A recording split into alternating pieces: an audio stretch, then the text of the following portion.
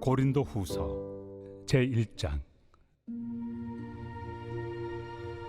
하나님의 뜻으로 말미암아 그리스도 예수의 사도된 바울과 형제 디모데는 고린도에 있는 하나님의 교회와 또 온 아가야에 있는 모든 성도에게 하나님 우리 아버지와 주 예수 그리스도로부터 은혜와 평강이 있기를 원하노라.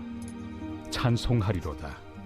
그는 우리 주 예수 그리스도의 하나님이시요 자비의 아버지시요 모든 위로의 하나님이시며 우리의 모든 환난 중에서 우리를 위로하사 우리로 하여금 하나님께 받는 위로로서 모든 환난 중에 있는 자들을 능히 위로하게 하시는 이시로다. 그리스도의 고난이 우리에게 넘친 것 같이 우리가 받는 위로도 그리스도로 말미암아 넘치는도다.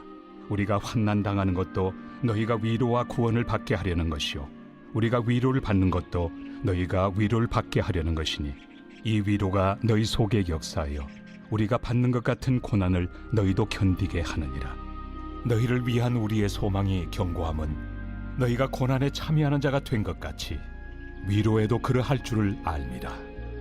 형제들아, 우리가 아시아에서 당한 환난을 너희가 모르기를 원하지 아니하노니 힘에 겹도록 심한 고난을 당하여 살 소망까지 끊어지고 우리는 우리 자신이 사형 선고를 받은 줄 알았으니 이는 우리로 자기를 의지하지 말고 오직 죽은 자를 다시 살리시는 하나님만 의지하게 하심이라.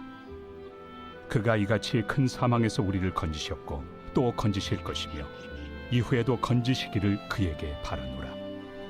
너희도 우리를 위하여 간구함으로 도우라. 이는 우리가 많은 사람의 기도로 얻은 은사로 말미암아 많은 사람이 우리를 위하여 감사하게 하려 함이라. 오늘 주신 말씀을 통해서 하나님의 위로를 진정 사모하는 성도 말씀을 제목을 가지고 말씀을 나누려고 합니다. 고린도 후서는 성경 안에서 매우 독특한 서신입니다. 아마 고린도 전후서를 읽고 나면 초대교회로 돌아가자 이와 같은 구호는 쏙 들어갈지 모릅니다. 초대교회 대부분 문제가 있었습니다. 그 중에 종합병원처럼 문제가 많은 교회는 고린도 교회였지요. 현대 교회에 참 문제가 많습니다. 그러나 고린도 교회에 비하면 괜찮은 편이라 할 수가 있겠습니다. 고린도 교회는 왜 이렇게 문제가 많은 교회가 되었을까요? 지리적, 경제적, 문화적으로 알아본다면 고린도 교회가 문제가 많은 이유를 알 수가 있습니다. 먼저 고린도 교회는 항구 도시에 있었습니다. 뱃사람과 외부인들이 많이 들어왔다가 빠져나가는 지역으로 술과 태폐, 향락의 도시였지요. 헬라 지역에서 경제의 중심지에 속하는 도시였고 부유한 지역이었습니다. 항구 도시에 많은 것이 세 가지가 있지요. 먼저는 바다에서 일하는 사람들의 육신적 필요를 위해서 술을 많이 마시기 때문에 주점이 많았습니다. 또 두 번째는 사창가가 많았고 세 번째는 점집이 많았지요. 배를 타고 바다로 나가면 언제 죽을지 모르기 때문에 점을 쳐서 운이 어떤지 알아보는 것이죠. 이러한 독특한 특징을 가지고 있던 항구 도시였던 고린도 교회는 너무나도 세속적인 동시에 영적인 성향이 동시에 상존하는 도시였습니다. 또 지식과 철학이 발달된 곳이었죠. 헬라 지역은 고대로부터 그리스를 중심으로 철학이 매우 발달되어 있었습니다. 항구 도시이기 때문에 많은 정보가 오고 갔을 것입니다. 그렇기 때문에 당연히 고린도 지역도 철학과 지식이 풍부했던 지역이라 할 수가 있습니다. 고린도 교회는 고린도가 갖는 다양한 특성을 복합적으로 가지고 있었어요. 그 내부에 있는 성도들이 고린도 교회를 형성하다 보니 그들의 문화와 그들의 환경과 그들의 경제적 차이가 나타나게 되었습니다. 부유한 사람과 가난한 사람들과의 갈등이 있었고 성적 문란함으로 교회가 고통을 받았어요. 헬라 철학의 영향을 받아가지고 잘못된 영적 지식으로 교회가 혼란에 빠져 있었습니다. 이러한 상황 가운데 있는 곳에 바울 사도가 교회를 세우게 되었고 복음은 그들의 공허함과 영적 갈급함을 가지고 있었던 사람들에게 냉수를 마신 것 같이 그들의 마음을 시원케 해주는 말씀이 되었습니다. 그들에게 소망이 되었고 위로가 되었던 것입니다. 하지만 초기 교회는 여러 가지 분쟁으로 아픔을 경험했습니다. 그런 소식을 듣고 사도 바울께서는 서신을 통해서 분쟁을 바로잡아 줍니다. 여러분, 어디에서나 사람이 있는 곳이면 다툼이 있습니다. 분쟁이 있습니다. 왜 이곳은 이렇게 싸움이 많아? 왜 이렇게 분쟁이 많은 거야? 라고 말하지만 사람이 있는 곳에는 다툼이 있을 수밖에 없어요. 분쟁이 있을 수밖에 없습니다. 그러니 왜 그러느냐? 왜 이런 문제가 있느냐? 라고 탓하지 않고 그 문제를 극복해 나가려고 힘쓰는 저와 여러분이 되어야 합니다. 교회도 그런 일들이 많지요. 분쟁이 없을 수 없지만 그 분쟁을 기회로 삼아야 합니다. 고린도 교회는 분쟁을 잘 해소하고 더욱 확장되는 교회가 되었습니다. 분쟁이 있는 교회에 가장 필요한 것이 무엇일까요? 사도 바울은 그것을 위로라고 생각하셨습니다. 그래서 고린도 교회 성도들을 위로합니다.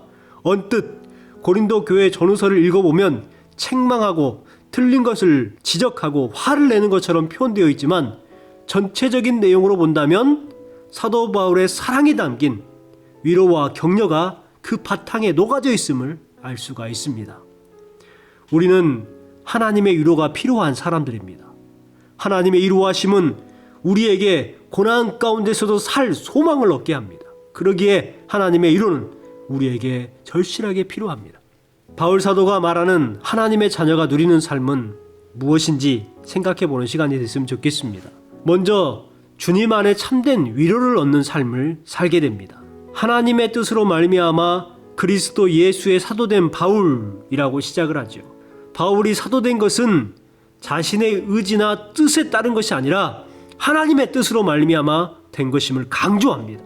우리가 성도된 것은 내 의지와 내 뜻으로 믿어서 된 것이 아니지요. 예수님을 믿게 된 것, 내 의지로 된 것이 아닙니다. 예수님이 믿게 해주셔서 성도가 된 것입니다. 어떤 분들은 믿어보려고 성경도 보고 교회에 나와서 설교도 들어보지만 도대체 믿어지지 않는다고 말하는 분들이 많이 있습니다. 안 믿어지니 예배 시간이 졸립고 내가 여기서 뭐하나 시간이 아깝고 그래서 신앙생활 할 수가 없다는 거예요.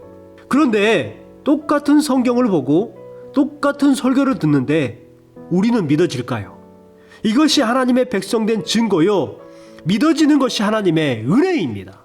고린도전서 1장 2절에 보면 성도에 대해서 기록을 하고 있어요. 성도가 누구인가? 어떤 사람인가? 고린도에 있는 하나님의 교회 곧 그리스도 예수 안에 거룩하여지고 성도라 부르심을 받은 자들과 또 각 처에서 우리의 주 곧 그들과 우리의 주 대신 예수 그리스도의 이름을 부르는 모든 자에게 라고 기록되어 있지요. 성도는 예수 그리스도로 거룩하여진 사람들이라고 말합니다. 거룩하여진 사람들, 또 부르심을 받은 사람들, 예수 그리스도의 이름을 부르는 모든 자라고 말합니다. 여러분, 성도는 이런 사람이에요. 이런 사람이 성도가 되는 것입니다. 주님의 이름으로 거룩하여진 사람, 부르심에 합당하게 부르심을 받은 사람, 예수님을 이름을 부르는 모든 자가 성도라고 하는 거예요. 요즘 교회에서 성도라고 불리면 기분을 나빠합니다. 내가 직분이 장로고 권사인데 왜 나를 성도라고 불러? 성도는 초신자들 부르는 건데, 이런 생각을 하는 분들이 혹 있을지 모르겠습니다. 하지만 이런 생각을 하는 분들은 직분 교육을 다시 받아야 돼요. 성도가 무엇인지 모르고 직분을 받았으니 이것은 큰 문제가 되는 것입니다. 성도는 모든 그리스도인을 부르는 가장 존귀하고 거룩한 직분이 성도입니다. 성경에 장로, 권사, 안수집사 이런 직분으로 구원받는다는 말씀이 기록되어 있습니까? 없거든요. 그냥 다 성도가 되었을 때 구원받는다고 기록되어 있습니다. 목사는 설교하는 성도이고, 장로는 성도들의 신앙을 돌보는 성도이고, 권사는 기도로 섬기는 성도이고, 안수집사는 교회 살림을 책임지는 성도이고, 서리집사는 섬기는 성도인 것입니다. 여러분, 혹시 목사님들이 여러분에게 성도님이라고 부르시면 성도라고 불러주셔서 영광입니다. 감사합니다. 이렇게 말해보시기 바랍니다. 이것은 정말 복된 말인 거예요. 사도 바울은 고린도 교회 성도들을 축복합니다. 2절 말씀에 하나님 우리 아버지와 주 예수 그리스도로부터 은혜와 평강이 있기를 원하노라. 은혜와 평강이 있기를 기원합니다. 여러분, 우리에게 은혜와 평강이 가장 소중한 복이 아닌가 생각해 봅니다. 우리는 복하면 물질의 복, 건강의 복을 생각하거든요. 그러나 물질의 복을 받고 건강의 복을 받는다고 해서 은혜와 평강이 임하는 것이 아닙니다. 반대로 은혜와 평강이 임하면 자연적으로 물질의 복과 건강의 복이 따라오는 거예요. 그러니 은혜와 평강의 복을 우리는 받아 누려야 하는 것입니다. 여러분, 하나님의 은혜와 평강을 구하시고 소중히 여기시기를 주님의 이름으로 축복합니다. 사실 바울에게 고린도 교회 성도들은 골칫덩어리였습니다. 말도 안 듣고 바울 자신을 사도로 생각하지 않는 사람들이 고린도 교회 사람들이었습니다. 한마디로 말하면 목사를 목사 취급 안 하는 교회가 고린도 교회였거든요. 그런데 사도 바울께서는 고린도 교회를 축복하고 있어요. 저는 이것이 대단하다고 생각합니다. 목회자는 이래야 하지 않을까요? 하지만 그런 마음이 쉽게 들지는 않습니다. 미운 건 어쩔 수 없고요. 싫은 것도 어쩔 수가 없으니 사람입니다. 그래서 예수님을 바라볼 뿐입니다. 미움이 들 생각이 들 때에 예수님은 어떻게 하셨을까라고 고민하는 목사가 바른 목사죠. 4절부터 보면 사도 바울의 진심 어린 격려가 담겨 있습니다. 4절에 보십시오. 우리의 모든 환난 중에서 우리를 위로하사 우리로 하여금 하나님께 받은 위로로서 모든 환난 중에 있는 자들을 능히 위로하게 하시는 이시로다. 오늘 본문에서 위로라는 단어가 총 10번이 등장을 합니다. 이는 하나님은 고난을 겪는 당신의 자녀들에게 위로를 베푸시는 자비하신 아버지심을 보여주는 말씀들이죠. 주님을 위해 헌신하며 수고함에도 불구하고 여러 가지 어려움과 고난을 겪게 되죠. 하나님의 사랑과 살아계심을 의심하기도 합니다. 구원에 대한 혼란스러움에 빠지기도 합니다. 그러나 예수 그리스도 안에서 베푸신 하나님의 사랑은 변하지 않아요.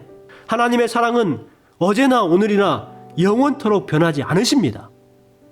살아가면서 겪는 고난은 바로 이러한 하나님의 사랑과 위로와 은혜를 경험하는 통로가 되는 것입니다. 그러니 여러분, 주님을 위해서 헌신하고 수고하다가 어려움과 고난을 당하십니까? 기쁘게 여기시기 바랍니다. 주님 안에서 참된 위로를 누리게 될 줄 믿습니다.